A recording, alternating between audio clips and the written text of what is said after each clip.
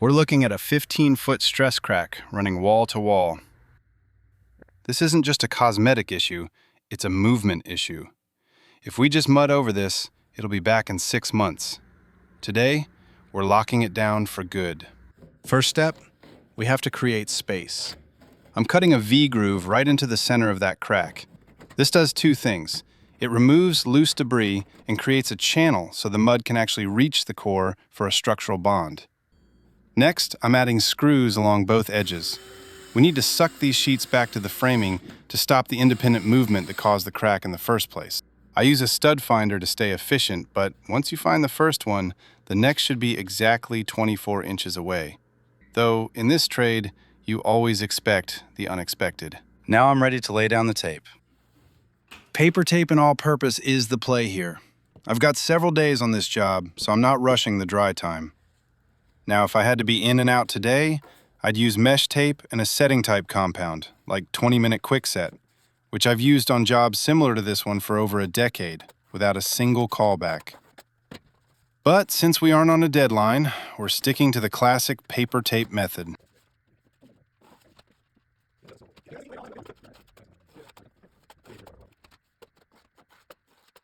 Once the tape is set, it's all about the layers. I'm sticking with all-purpose for the fill and skim coats. It's got the right density to minimize shrinkage, and more importantly, it provides a consistent porosity. This prevents flashing later when the light hits the paint. You'll notice I'm still using my 6-inch knife for the skim coat, which might seem unorthodox for a repair this size, but since I'm right next to the angle, I'm treating this like a wide corner. I fill the void between the tape and the wall, using the corner as my guide to keep everything on the same plane. When you're this close to a wall, you don't need a massive blade. You just need to taper it out from the corner.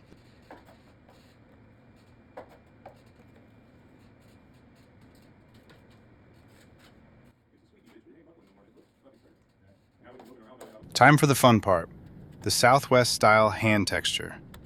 This is a skilled knockdown. I'm looking for that organic, hand-skipped feel that matches the rest of the ceiling.